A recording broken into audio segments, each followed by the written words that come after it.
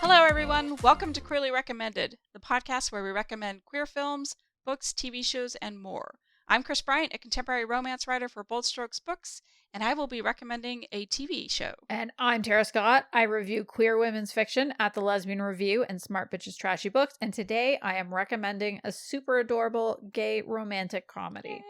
If you would like to support the show, you can contribute to our Ko-fi. Ko-fi is a site that lets you support your favorite content creators, including us. So if you are interested, there's a link in the show notes, or you can visit ko-fi.com/queerly recommended. So Kris, I hear you're going somewhere pretty cool. Actually, by the time when is it? Is it next weekend? So that by the time this airs, okay. So you'll be just getting home. You'll be exhausted. I will be. I'm going to ClexaCon. Yes! Out in Anaheim, California. So I'm very excited about that. It is very much, it's based on the show The 100, where Lexa and Clark were shipped. And I know I've talked about ClexaCon before. I went in 2019. It was fantastic. It was such an amazing experience because a lot of the shows and a lot of the actors that I really enjoy were there at ClexaCon. You know, and it changes every year. It changes, you know, whatever queer show or movie is out, or even a soap opera. They have soap opera stars this year. Seriously? That's so fun. Yes. So I'm pretty excited to, I saw the lineup. I mean, unfortunately, there aren't any Winona Earp characters. I know, I'm sad about that. But they do have First Kill, the characters from First Kill. Oh, which, nice. Yeah, which I'm excited. And I'm hoping that I'm on a panel. And get this, you're not going to believe this. Okay. I'm on a panel at 9 a.m. Sunday morning. Who does that? But everybody's going to be hungover. Right. Me too. Like, why have it at 9? Nobody's going to be there. It's going to be 9 in the morning on a Sunday. People are just getting in at 5. Well, I like to think that means that there's a little bit less pressure for you because there is that. There will be a bit fewer people. So First Kill is an interesting one because it started as a short story by V.E. Schwab. If I say this really slowly, I can try to remember. Fast. What was the fucking vampire lesbian? Helps if you spell lesbian right. Right. Vampire short story collection.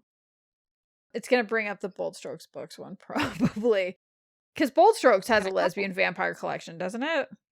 I know that there are a lot of lesbian writers that write about vampires. I'm watching you. I know. So this is where it's like, I'm trying to do, it's like, what is the shortcut in my brain that will get me to the thing that I want? So I co-reviewed this short story collection. It might not all be lesbian, actually, but it is a vampire short story collection. And a lot of the stories in there are queer. Nice. It was actually a really great collection of vampire short stories. Like I said, a bunch of them were queer. This one definitely was. And it was one of the, you know how with anthologies, sometimes you get like 2 great stories and then a bunch of like stories and then like 2 horrifically bad stories. It's not like that. This was, generally speaking, they were all like solid, or it ranged from like solid to awesome. Oh, nice. It was quite a good collection, and I remember loving that one because it was like, one of us is a vampire and one of us is a vampire hunter, and neither one knows that about each other when they start making out. Yeah, exactly. Did you like this show? Because I have to admit, I didn't make it very far in the TV show, mostly because I was like, I don't really care to watch shows with teenagers making out with each other. Because I am an old now. I'm very old. And you have children that are on the cusp of like adolescence. Yeah, exactly. Exactly. Like, so yes, my 10-year-old is not ready to start making out with anybody yet, but is just about as tall as me, and therefore it's like kind of turning into a case where it's like, oh no, this does feel around the corner. So yeah, you're right. That's a great point. But did you like it? I liked it. I liked the concept of it. I thought the actresses were just spot on. I enjoyed it. I really did. And then after ClexaCon announced the lineup and it was growing, they would get people to come on, and then all of a sudden Netflix axed it. Done. Did they ever give any kind of an No! explanation for that? I don't know if they did or not. I'm just going to go with no because I want to stay angry at them because, I'm getting really tired of all the queer shows getting canceled. Amazon canceled The Wilds. Was that one good? I liked the first season. The first season. It wasn't something it wasn't an official recommendation because, again, it was, teenagers making out. And I love that queerness is available, readily available for people. Yes. But there's so much of it now, which is great. But I kind of want to see queer stuff that's, a little bit older too. And that's why I had my recommendation last time with Neil Patrick Harris and Uncoupled because people our age. So that was nice. But The Wilds is a teenager as well as First Kill. So Okay. Yeah, it feels like we're in a bit of a weird place with queer TV shows in particular because I feel like film really hasn't it hasn't gotten to the same level of representation as we've seen in TV. Like there's been a lot more in TV than there has been in film. And in film there's still a lot of like, oh, we're going to be sad historical lesbians together until something tragic happens to one or both of us, or we'll give you an ambiguous ending. But we're still seeing the kill your gays trend still happens. Like we saw that with Killing Eve when the internet exploded because it was very much like how is this still happening? Right. Like, especially knowing it was really odd seeing some of the promo that Sandra Oh and what's her name? Jodie Comer. Jodie Comer. Yeah. Seeing some of the promo that Sandra Oh and Jodie Comer were doing where it felt almost like they couldn't directly address it, but saying like, and we hope the fans will be okay. Like they knew there'd be an uprising was going to be. Yeah, exactly. They knew that fans would be super upset, and like that was awful. You and I were talking about this a little bit before we started recording, and to me, I just see that line that goes back.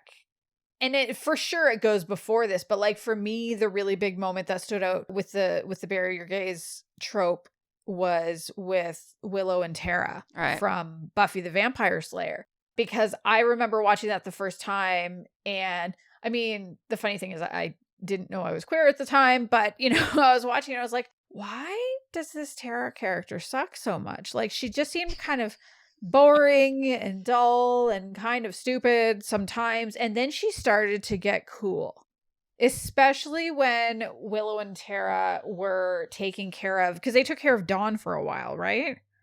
Yeah. I think so. Yeah. So like, it's been a while. They're like Dawn's lesbian moms and they get to be like, she gets to be really cool. And then like, hey, guess what, everybody? You love her. We finally put Amber Benson in the title credits, and oh shit, she's murdered. And it was just like, it was such a shock. And I get that at the time it would be like highly provocative, but now looking back, especially that there's been so many shows, it's like, did you really do that just so that we could get Evil Willow? Like, again, to me, it's very much the same as any other piece of media where a woman is killed to motivate the protagonist. Yeah. Whether it's killed or raped or whatever, but it's like, except in this case, it's Willow and we're going to make her evil. And it's like, what? And so for this to continue happening this year with Killing Eve, and then shows are being canceled so quickly, like what is happening? What is happening with our media? I don't know. And like, But did you ever see, I think we talked about this. I took a muscle relaxer before we started this, so I'm a little loopy. So I'm not quite sure. Did we talk about Lightyear and the queer rep in there? I think we talked about it. Maybe did we talk about it? I don't think so. Yeah. So they have a queer family in Buzz, or in Lightyear, I guess. Do they really? Yes. Aww. Yes. And so there was an uproar, of course, because, oh my God, it's a kid's movie and they have gay people. Oh, but you know what? It really isn't a kid's movie. Mm-hmm. It's actually a pretty deep movie. And I'm like, whoever brought their kids to this movie is probably wanting their money back. because this is not a kid's show, and the kids were either straight up traumatized or bored to tears, one or the other, because it was, it was just such a wow. But yeah, at least, and that was Pixar. I think doesn't Pixar do Lightyear and the Lightyear suit? Yeah, so they had the clear up there. So that was kind of fun to see. I was happy to see that. I was surprised. Like, whoa, I had to back up and rewind it. I'm like, yep. Yes. I'm hoping that we're still going to continue to see good queer rep, because it's, there has been some really good like stuff out of Netflix has done some, Amazon Prime has done some, Showtime has done some. Like, there's been some really incredible stuff that's been coming, and I'm hoping that they're going to continue to produce it, including and especially in the face of some of the backlash that's happening against the media. Because as there is more openly hostile and yet accepted rhetoric against us, and in some states, where there is a push for, you can't say gay and you have to out kids in schools and whatever, like, we need this media, and I'm hopeful that it'll continue to get produced. And that also means we all need to show up. Right. And especially for the stuff we love, we need to make sure we're rating it, we're talking about it, we're telling a friend, reviewing it, all of those things. Agreed. So, Kris, what have you been reading or watching this week? Well, I am heavily into edits because I'm trying to get things done before I go to ClexaCon. So I have only been watching a little bit of TV, and I am still watching Alone Frozen. But hear me out. I think a woman's going to win. And here's why I say that. Because, I told you before, there was like 6 contestants, three male, 3 female, and 1 male is already gone. 1 is on the cusp of leaving. Like, they're wimping out after like 5 days. Of course, I'd wimp out after 1, so I can't be too judgmental. Right, exactly. I would wimp out on the tarmac. Right? So you'd be like, take me home. Don't even make me get out of the helicopter. I'm out. Can we just go to a hotel and like get a nice meal? Would be my question. Exactly. So, and then guess what? I just found out this weekend. Glow Up. New season. Oh, Ding dong. I'm so excited. Ding dong, darling. I know. I so want to watch it, and I was going to watch it this weekend, and then I remembered we were recording a podcast, and so instead I watched the series that you are recommending today. We did homework. That's what we did. So so that's that. I'm about halfway done with Glow Up, and I absolutely love it because I am absolutely in awe what people can do with makeup. Any sort of artistry, especially like painting and drawing and being a makeup artist, that is amazing to me. I can't even, I can barely put on mascara. I would not know how to blend colors or anything like that. But to watch the show, it's just so much fun. I'm just in awe, really, truly. These people are incredible. And so, every week is a different assignment, and you get to see like 3 different assignments that all the contestants have every week, or at least every episode. So you're getting a lot of content in a short amount of time, which is great for me. So that has kept me pretty busy, and I've been cleaning and doing stuff like that. What about you? What have you been reading or watching? Okay, so I actually have a tie-in to Glow Up, although I have not started watching it yet. This past the most recent episode of Drag Race Down Under had the episode of the Snatch Game. I've talked to you about Snatch Game before, right? Like, it's the celebrity impersonation challenge where they're basically playing match game, but it's a comedy challenge. And one of the queens was Val Garland from Glow Up. Yes. Unfortunately, ding dong, she wasn't very good at it, and so she had to lip sync for her life. But also here's a weird thing. It wasn't until the last time she got to say something in the challenge that she said ding dong. Why wouldn't you be starting with ding dong if you're Val Garland? Right. You should. You should be saying nothing but ding dong or ding dong darling. Yeah, exactly. That's all you should be saying. So yes, I am watching. I was about to say all the drag races. That's not quite true. There is so much drag race on right now, and I fucking love it. The thing that's funny is I know a lot of people that complain. They say there's too much drag race. There's too many people to follow. And I just think, like, again, exactly what I was saying before. We should be grateful for the queer content. We should be thrilled. We should be celebrating and just watch the ones you want to watch. You don't have to watch every single one. So I'm still watching Canada. And unfortunately, my favorite, the one that I thought she was going to win, ended up getting kicked off. Actually, because of the Snatch Game last week, she was a French-Canadian queen and it just did not work out for her. But go look up Lady Boom Boom if you're into drag at all. Holy shit, she is incredibly talented and so beautiful. So I wish her well and hope they find ways to bring her back to do something anywhere. That would be amazing. So yeah, I'm still watching Canada's Drag Race, still watching Drag Race Australia. Drag Race Philippines has started. I am not watching that yet, but I did start watching. And so for people who are generally not into Drag Race, but do like competition shows, you might like Secret Celebrity Drag Race because they're doing it like the Masked Singer style.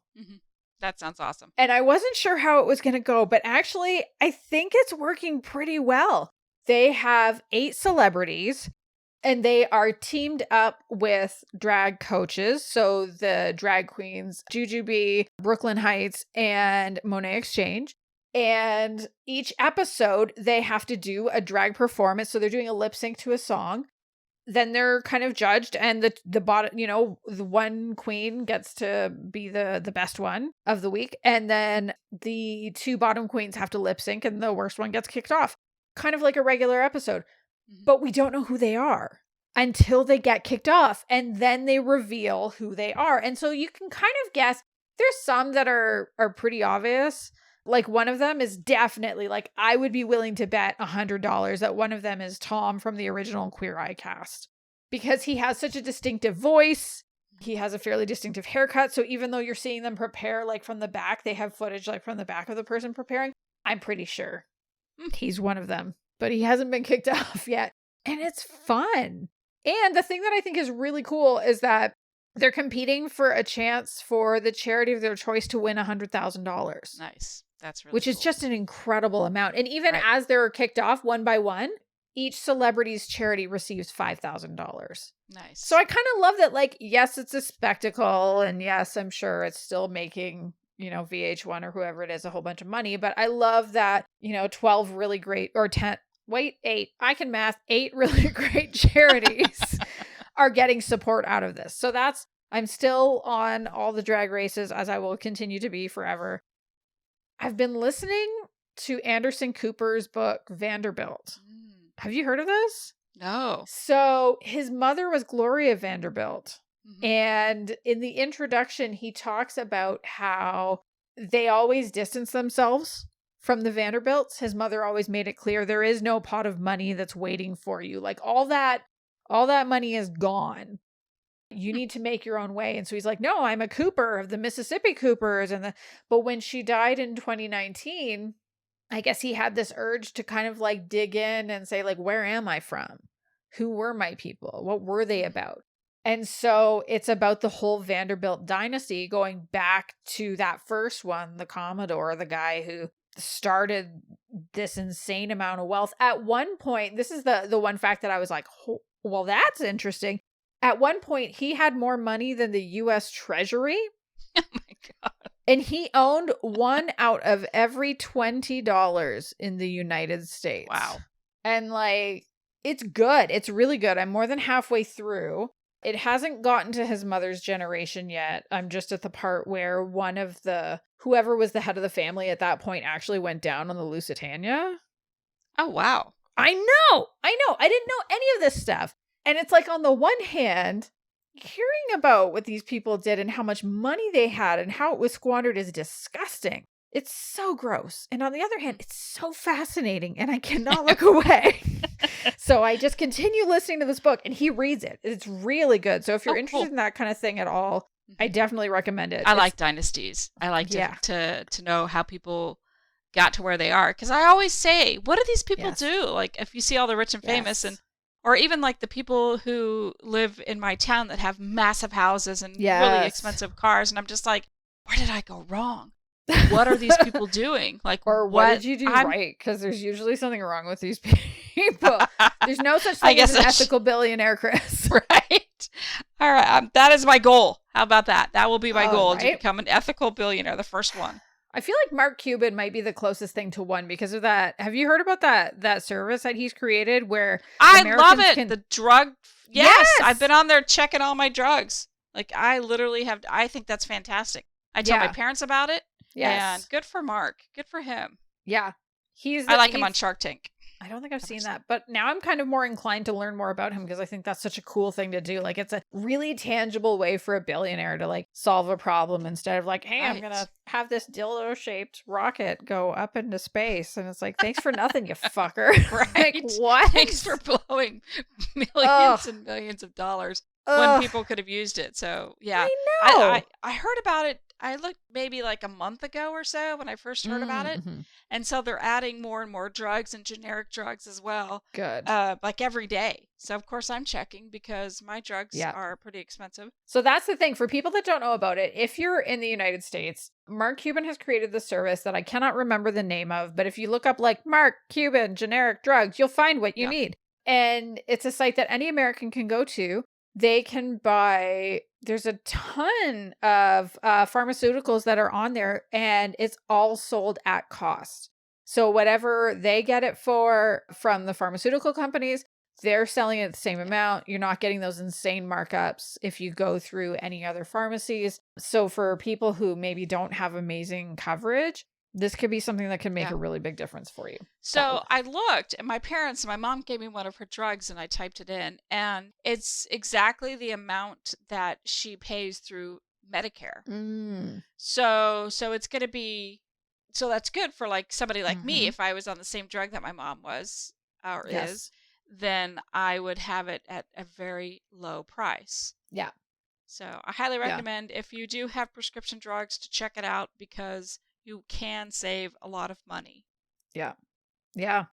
Good call. And then the last thing I've been watching lately, and I say been watching, I started yesterday. It's a documentary and I didn't finish it because it's 2 hours and 20 minutes. However, if you're into music documentaries, and my friend Kris, I know you are, have you seen the Sparks Brothers yet? I haven't. No. Do you know the band Sparks?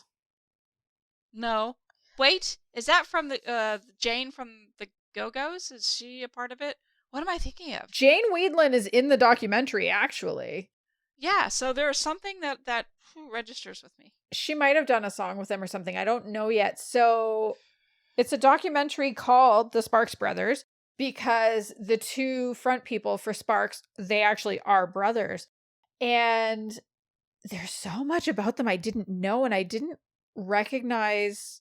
Like, I'm starting to recognize some of the songs, but they're kind of one of those, like, if you know sort of bands, and they influenced everyone else. It's like, okay, you just did like a big arm gesture. What does this mean? I was right. Cool Places. Oh, did she? It's. I remember it from way back when. Yes. And it just says Sparks. It says featured artist is Jane. Yeah. So released in 1983. How do I remember that? Well, so I think they started coming out with albums in the 60s. No, the 70s. But I think it was like the very early 70s. That's the thing that I love about Spotify.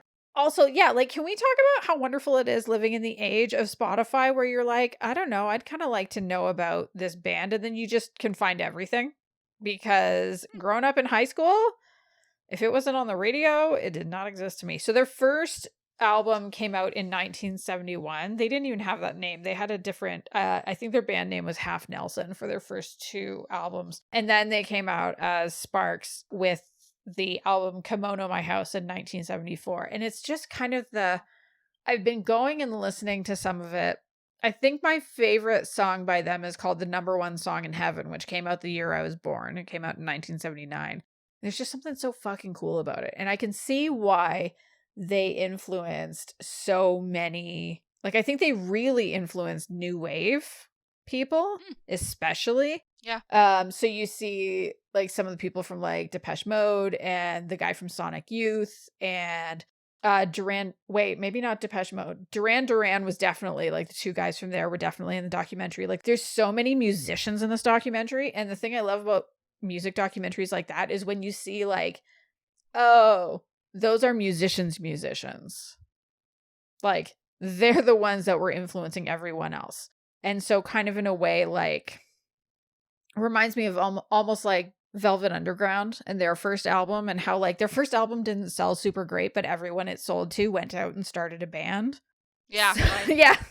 I remember you were talking about that. Yeah. So I think it's before. kind of like that. And like, they're so quirky. And the questions at the time were like, why did the one? Because like the one brother had like this long kind of shaggy hair, and he's the one that does the singing. And the other one is always on the keyboard. And he had like shorter slick back hair, but he always had a Hitler mustache. And that was a part of the like, why is this? What is happening?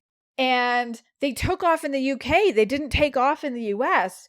So there's this really fun thing at the beginning where it's everybody's like, wait, they're not a British band? They're not a British band? They're not a what? Like, because somebody figured out early on, oh, they don't really get you in the US, but we're pretty sure they're going to get you over here. And they played on Top of the Pops or whatever that show was. And that it was just like game over from there. So it would be an official recommendation, except it is not a queer documentary. As far as I know, more than an hour and a half into it. So okay. If you like music documentaries, I really think everybody should check that one out. I love them. Yeah. And now, on to our official recommendations. We did something different this week in that we each made sure to watch both recommendations.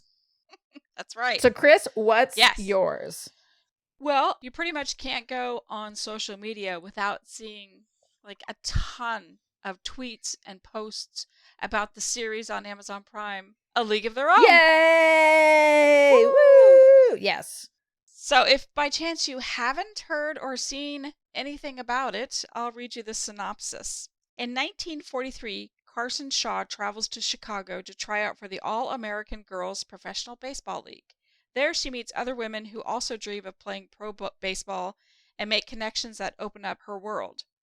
Rockford local Max Chapman also comes to the tryouts but is turned away. With the support of her best friend, Clance, she must forge a new path to pursue her dream. So this is a new spin-off kind of from the movie, from Penny Marshall's movie, A League of Their Own, from way back when we were babies, like 1992. And it's a series that goes deep into the personal lives of some of the players. Mm-hmm. So it was co-written. Abby Jacobson, she co-created the series with Will Graham. And she plays Carson Shaw. Right. And she plays one of the main characters, the catcher, Carson Shaw. And I'm like, I know her face. How do I know her face? Broad City? Well, no. I went to IMDb because that's where we all go. Mm-hmm. And she played Gloria Steinem on Drunk History. And you know I fucking love Drunk History. So I'm like, isn't she? That's where I see But she's one of the leads from Broad City, isn't she? I haven't seen it yet, but I'm going to now because I loved her in this.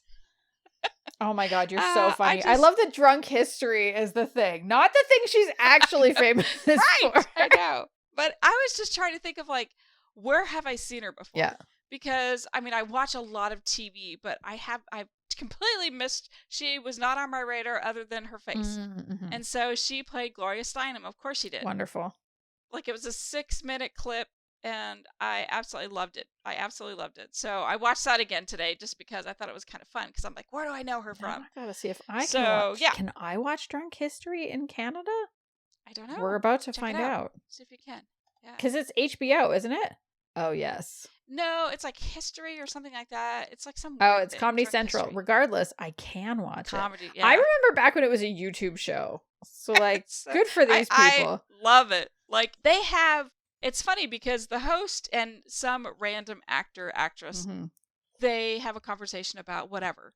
So then the person who, the quasi-famous person who is telling the story or the history is drunk. Mm-hmm. And so their words of retelling the story sometimes. I was going to say they're sometimes very drunk. Like I've seen episodes where that person is fall hammered. Down drunk. Yeah. Yes. Big time. Yeah. So then you have actors who actually act out what the person who was drunk act them out. So she was acting out Gloria Steinem. I gotta go find that one. Oh my God, it's hilarious. So my all-time favorite is Harriet Tubman. Oh yeah, that's a classic. That is my all-time favorite, like hands down. Yes. That's Drunk History. If you haven't seen it, watch that one. It's funny as fuck. I loved it. But A League of Their Own. Yeah, back to A League of Their Own. What did you think? I don't even know how to start. I love this because of all the queer representation. I have an idea of how to start, because I think for people who haven't watched it, they're probably going to say, well, how much of it is like the movie? And I feel like for me, this was not a remake of the movie. It was going back to the same source material and starting again. Right. And this time actually being, because with the queer rep, and there's so much queer rep, and it's so fucking beautiful. It is. But to me, that's what makes it accurate to the times. Like, there were so many lesbians in that baseball league, and there were no lesbians apparently, according to I'm sorry, the Gina Davis movie is wonderful. I'm not saying it's not wonderful. It is. And nobody was gay. Right.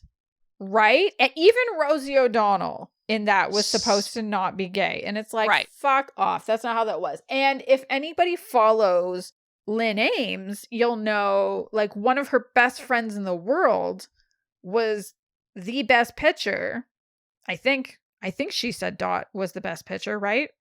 Softball, I thought. I thought Dot was softball. Am I wrong? I don't know. This is why we need to talk to Lynn Ames. I am so desperate to have a conversation with Lynn about this show, but because it still applies.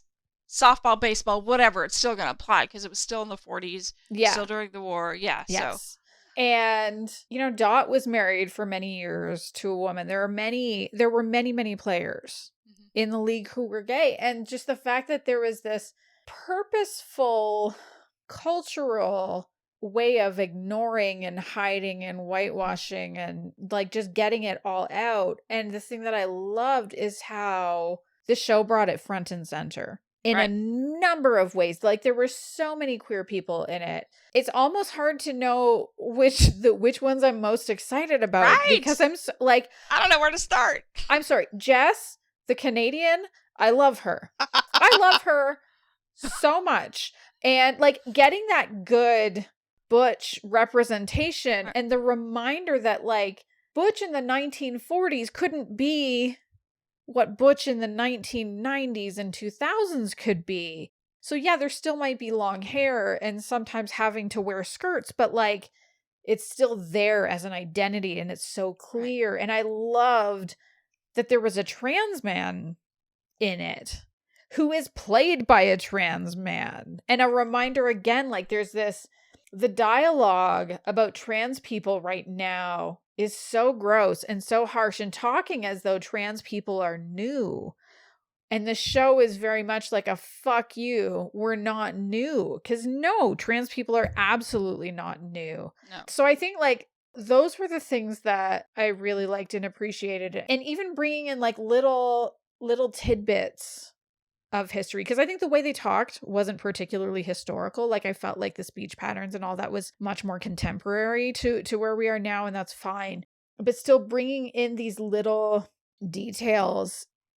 So to talk about one means a little bit of a spoiler, but I would spoil it anyway as a content warning, because the content warnings I will say are period appropriate homophobia, period appropriate racism. I would say more in that like casual kind of like, oh, nice white ladies not looking at the black woman so they can just pretend she doesn't exist, like that kind of thing. Right. But the one piece of violence, so there's no gays get buried in this. Right. There is no sexual assault in this. Those were the two things that I needed to know. I needed someone to spoil that for me, and I'm sure there are listeners who also need to know about that. But there is a raid. The police raid the local underground gay bar, and that, does get violent. And one of the players gets caught up in that. And we find out the next day that the chaperone for the team pays to keep her name out of the papers. Right, because that's what they did to queers. Because that's what they outed did. Them. Yeah. Which was just, like, I forgot until that moment happened. And, like, I love that they're bringing it all back. Mm-hmm. Like, we need to know. Right. So good. So good. Who was your favorite? Boy, that's tough. Because, the two main characters okay, let me put it this way. The two characters that have main storylines. There we go. Yes. Because they're not really whatever. Carson Shaw. Yep. The catcher. Yep. I loved the journey. Oh, so good. Like, her journey was amazing. Yes. And it was funny because I was like, okay, so why did she, because I asked myself, why did she join the league? Like, what was her reasoning? Because I'd binge watched it probably when it first came out. So it's been a couple days. I've had several sleeps. So, and I couldn't remember. And then I rewatched the first episode again, just to kind of as a refresher as I was typing notes. And it was because her husband was coming home from the war. And so she packed her bags and her bat and she got the hell out of there. Yeah. And so she knew subconsciously that even something then she didn't was want different. to be married. Before she knew what was going on with her. Like, she knew that there was something different and she needed to get out of that environment. It wasn't her happy place. So, and she loved baseball and she knew about the tryouts, and I think she got an invitation. It sounded like it. Yeah. It sounded like she got an invitation. And so she went from, like, Greta and Joe nicknamed her like the farm girl. Yeah, even though she's a farm girl. And she spends the whole series saying, I've never been on a farm. Right. But she was so wholesome and Midwestern, and just, it's kind of like, you know, I mean, it was just a great storyline for her to watch her go from this, like, meek, I'm married, that is who I am person to, hey, I'm really Carson Shaw, catcher for the professional women's baseball team. And just to see her journey of actually, you know, her confidence level and coming out and helping the team, you know, trying to lead them when the coach disappears. I think he gets a job somewhere else. Is that what happens? Yeah, he gets recruited. Oh, and I love that it was Nick Offerman. He was really good. But I also I liked him. Because I feel like that's one of the, I could sort of map, like, certain characters between the 1990 whatever film version and this version. There were some that were very visually the same. And I think because also some of them were based off of real ball players, but that I liked that, like, yes, okay, there's this male coach here. And I was like, oh, okay, so that's the Tom Hanks. But then he does leave. And then what? And then the, like, having Shaw step up to become the coach and have that be part of her journey and coming into her power. But also, even with that, because I was like, oh, he's not going to say there's no crying in baseball. But then, like, but then there's a perfect way for that to happen later on. Like, I was just wonderful. That was me doing a kiss sound. Because, like, I felt like it kept a lot of the spirit and it captured some of those really absolutely key things. And then the rest was like, no, fuck it. We're going to tell the story that the world needs right now based on the people and situations that were happening back then. Right. So smart. My second favorite character was Max. Oh, I mean, Max. Fuck, that journey. Yes. Her journey is amazing. Yes. And not always good. I mean, how tenacious was she? She was going to play baseball, whether somehow, some way she was going to play. And so she gave up so much just to play. She had so much love for the game. I mean, that's incredible. So I really enjoyed Max's journey. And then coming both a emotional journey, a physical journey, and also just like a who I am journey. Yes. So I think the thing that surprised me the most about it, because I went into it hearing like, it's so gay, there's so much queer representation, this is amazing, and there's a queer couple with a trans man, and I was really excited about all of that. And then it turns out that the relationships that had me the most excited were Max and her best friend Clance, which was so beautiful. They were great together. They great chemistry. Oh, some of the best friendship chemistry I've ever seen. And that kind of great reminder that sometimes your best friend is your family. Or actually your best friend should be your family. Like, that's kind of how that goes. Like, they are each other's people. But also, so here was the part that especially surprised me, because I was like, look at all these queer couples. This is amazing. And then it's like, no, my favorite couple is actually Clance and Guy. Like, yeah, they're a straight couple, but Guy is so sweet. And he's a total wife guy. Like, he's a total wife guy. And and I mean, even the fact that he understands the nature of Clance and Max's friendship and how close they are. And he's like, that's your thing. That's part of the price of admission. I support it. I love you both. you're both my family. I was just like, Guy, you're wonderful. He has to come back okay from the war in season 2. I'm not going to be okay. Right. Given everything that happens too, he has to come back. I love him. Yeah, I think I think he might be one of my favorite straight men characters on TV ever. Just because he's such a good guy. And his name's Guy. He's also kind of such a good guy, right? And he's so like innocently bad at like things. Yeah. Like he doesn't realize what he's saying, and he's just like, you know, I mean, what does it matter? You're just a girl. Yeah. You know, you're just a woman. Like, and he doesn't realize like Max is livid at him, and he's just like, mur, mur, mur, mur, mur. Yes. So he has no clue. Yes. But yeah, I liked Max's storyline. You know, she like to even get looked at. Like she is like, I'm the best pitcher ever. Like I need to play on a team, and of course, like the All-American Women's Baseball League wouldn't allow a black player to be on the team. Well, I kept wondering, well, when's she going to join the team? Yes. What's going to happen? How is she going to end up on there? And I knew that the bar raid was coming, and I wondered, okay, is it maybe, oh no, I hope Lupe doesn't end up like in jail or because Lupe is the Rockford Peaches, their pitcher. And she's, again, another one is like very obviously butch. Yeah, and I thought something was going to happen and Max would step up, but yeah, no. So then Max has to, what she does is she has, like her mom has put her name on the shop, on her beauty shop.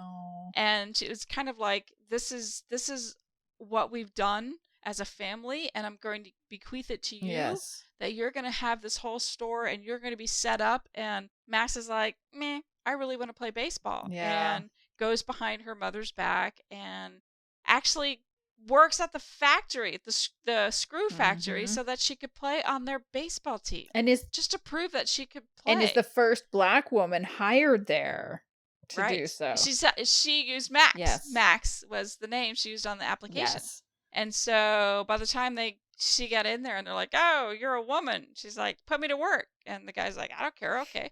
You know, and she did a great job. So there was a lot going on even just in that scene. Like, we're not going to let women work here, but turns out that, you know, we helped the war efforts more than anybody could have known. It's so good. It's so wonderful. And unfortunately, when it first came out, it was the target of review bombing from a bunch of homophobes who wrote just like hateful reviews and clearly hadn't really watched it or understood what it was doing. Or even if they watched it, they were giving it 1 star based on the fact that it had a bunch of queer people in it. So this is where I'm going to say, if you watched it, if you loved it, if you believe in it, please review it, because I want another season. I want to know what happens. And I think we all need to do our part. We need to know. I will say this. So I saw that Dana Piccoli tweeted. She tweeted, she's like, she mentioned that this was happening. 1-star reviews were happening. And at the time it had 104 reviews at the time when she posted it. And so as of like earlier today, 5,239 reviews on Amazon to bump it up, because so many of these quote unquote Christians were saying, oh, woke liberals, they're going to love this, and this goes against all the things we believe in. So they rated it with 1 star. Yeah. So like at the time, it was only like 2 point whatever on the review scale, but now it's way up there in the upper 4s. Yeah. Because a lot of people, including myself, when I saw that, I was like, oh, hell, I hadn't finished it, but I'm still going to, you know, help out and give a review. And so I did. And so, yeah, reviews do make a difference. They really do. Yeah. Honestly, like, I know this is your recommendation, but I also highly recommend it. I don't rewatch TV shows at this point in my life, but I am going to watch this one again. Especially now that I know, like, I think I took a little bit of time watching the first few episodes because I was like, oh no, I feel uncomfortable that something terrible is going to happen to this character that I love because she is either queer or black or both. And now that I know where those moments are, like, I'm going to watch this multiple times. It's so good. Oh, also, like, I kind of had a crush on Darcy Carden before, who plays Greta Gill, but oh my God. I mean, Now it's a very big crush. I liked her, Mhm. but I didn't fall in love with her. I thought it was great that she could see what was happening to Carson, Mhm. and she wasn't like she kind of helped draw that out. But she has her own journey too. She does have her own journey, and that's going to be interesting to see how and why she ended up there. But I was going to say two more things before we get to your official recommendation. Oh, yes. The music. I loved the music. So not only was it big band, but then you'd have like Janis Joplin had a song in there. Yeah. And the Runaways and Joan Jett. Oh, yeah. And so it was one of those things where like I loved it in the Dickinson series where they had modern day music that was also in the times as well as music from the times in the series. So I love the music of the soundtrack of the series. And then this is something I found out when I was getting the synopsis. I was printing off the synopsis. I saw this and I was going to share this. Maybelle Blair played for the All-American Girls Professional Baseball League and served as a consultant on the show. At 95 years old, she decided to come out publicly as a lesbian during a panel for the series at the Tribeca Film Festival earlier this year. I mean, fuck, I want to cry. Right? That was just amazing. Yeah. Yeah. Huh. Okay, so that we both recommend it, highly recommend it. Go watch it. So that was my official, recommendation. What, Tara, is your official recommendation this week? Okay, so my official recommendation is, like I said, gay rom-com. It's on Hulu, which means in Canada it's on Disney Plus, and it is called Fire Island. And it's about Fire. Yes. Yeah, like the actual Fire Island in New York. Right. This is not Fire Festival. It's right. It's Fire Island. And so the idea is it's this group of friends. They go every year for a week-long summer vacation on Fire Island. And they stay so they all used to work together like a decade before at this brunch place. And so one of the people that also worked there was Margaret Cho. And she, through some sort of a settlement, was able to buy this house on Fire Island. So they all go stay with her every year. She's older than them. So she's kind of like their mom. And the thing that I love about this is that it is a contemporary queer retelling of Pride and Prejudice. And it fucking works. It works so well. It's like a perfect for me. It hits all the right beats. It does all the right things and it adapts it perfectly for where we are today. So yes, Margaret Cho is like Mrs. Bennet. Joel Kim Booster plays Noah, who is like Lizzie Bennet. Bowen Yang plays his best friend Howie, who is supposed to be like Jane. And so, they go there and Noah says to Howie, like, come on, man, why don't you ever get laid on Fire Island? You know what? I'm not getting laid until you get laid. This is how it's going to be. And of course, right away, Howie finds this really sweet guy named Charlie, who's a pediatrician, and they kind of fall for each other. But of course, and that means, of course, that Charlie is like Mr. Bingley, and his best friends are shitheads like Mr. Bingley's sisters in the book.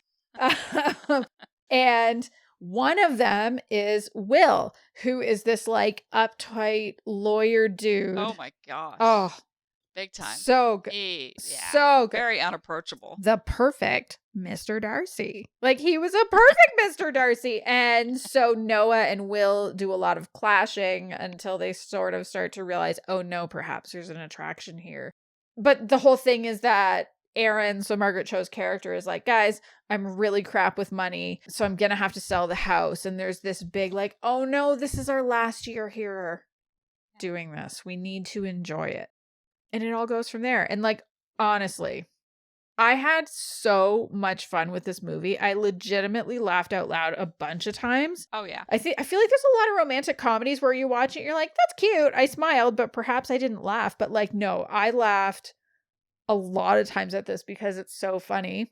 I felt like the characters were really well realized. I knew who each of them were. And even though I could draw for almost all of them, there were the two friends, Luke and Keegan, who were like the two, like especially party friends, where I was like, I mean, one of you is Kitty and one of you is Lydia, and I don't know which one is which. And frankly, if Lydia had not eloped to Gretna Green with Wickham, I wouldn't know which one of the two of them anything was at any point either in the original. But I thought it was a really, really smart retelling and a really interesting way of translating, like the Bennetts have kind of run out of money because the dad did a crap job of spending, versus in this, it's like, yeah, okay, you don't need a dad. It's Margaret Cho. She made some bad investments. Of course she's going to sell the house. That just makes sense.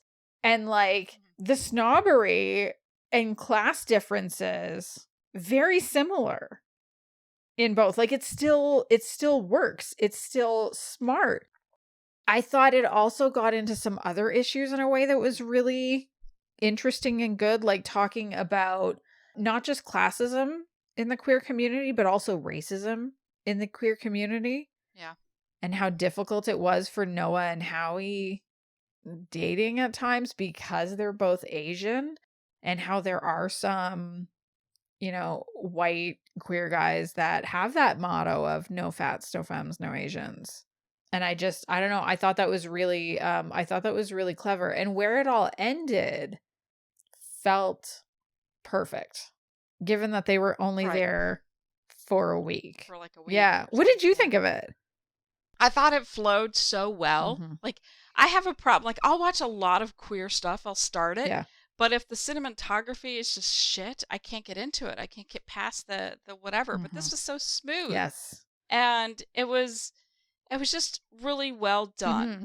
And so, yeah, I laughed out loud several times. And I fucking hated Will at the beginning. Mm-hmm. I hated him. I'm like, oh my God, this guy's a tool. He's unobtainable.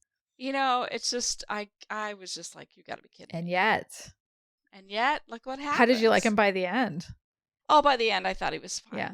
I really did. I liked him by the end. Yeah. Because then we found out things, why he was the way that he was. Yes. And I kind of want to go to Fire Island. I'm not going to lie. I know. Kind of interesting. I reached out to one of my coworkers, I think about 3 minutes after the film ended. I texted him because one of my coworkers went with his partner to Fire Island.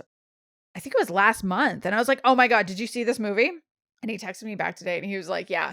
And especially given that I was just there, he just said like the film captures the magic of Fire Island so perfectly. And that made me so happy.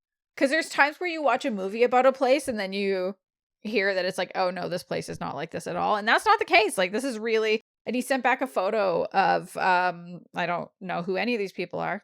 How would I? I only know my coworker, but it's like a bunch of people lined up on the dock watching at sunset. And there's this really lovely scene on the exact same dock at sunset where they count down to the sunset and they do dorky things. Yeah, it's great. It was so cute.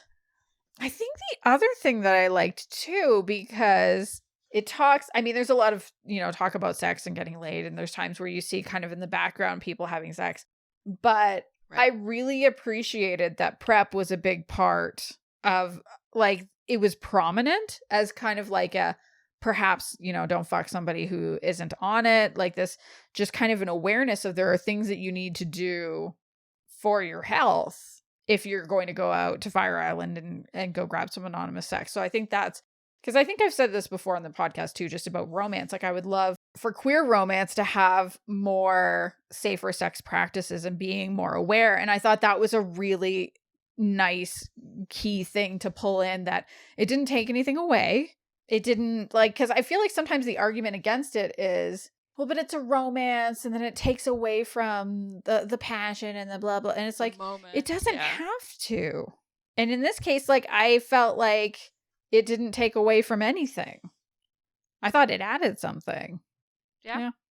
I mean, I write romance, so I mean, and I've had safe sex practices in a couple of my books.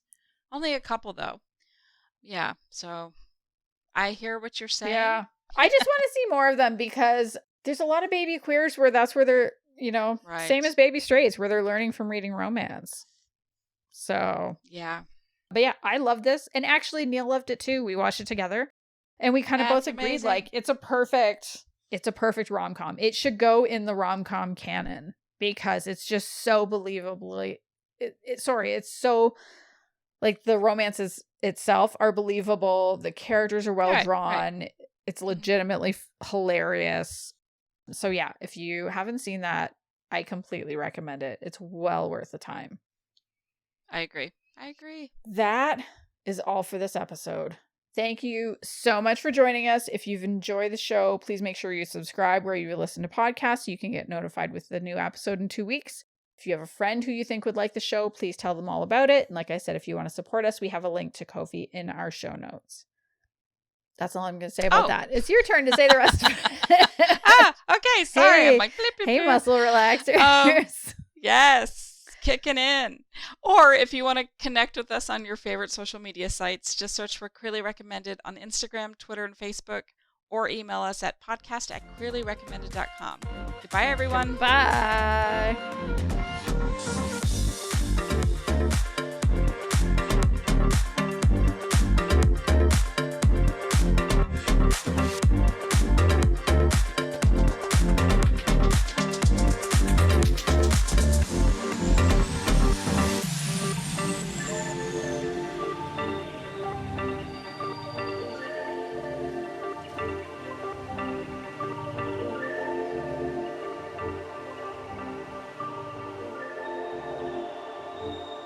Yay. So, She-Hulk. She-Hulk. That's what we watched. We watched the first episode of She-Hulk. We watched it last night too. It was fun. It was fun. It was kind of a lot of fighting between her and Mark Ruffalo and her trying to figure out things. That was what Neil said. He was like, I don't know, do cousins usually beat each other up like that? And I was like, maybe when they're like little they do, but yeah, I was just that was the part I didn't like. I love the whole concept. A lawyer, she goes into the when that whoever it was she rescues at the very whatever, when that person comes in and it was Jamila Jamil plays that villain. So I'm curious to see if she does any. I'm curious to see if it goes into any kind of depth with that character. Like, is she the villain for the whole season, or is she just like a one episode monster? Ooh, maybe they'll hook up. Ooh, maybe. Oh God. Goodbye, everybody. This is. I hadn't stopped recording, but that would be the perfect place. I have to accept it on my end. The robot lady. Yes, she has such a sexy voice. Recording in progress. Is that what it does it for you? The monotone voice. Here I am going, it's so sexy. It's not sexy.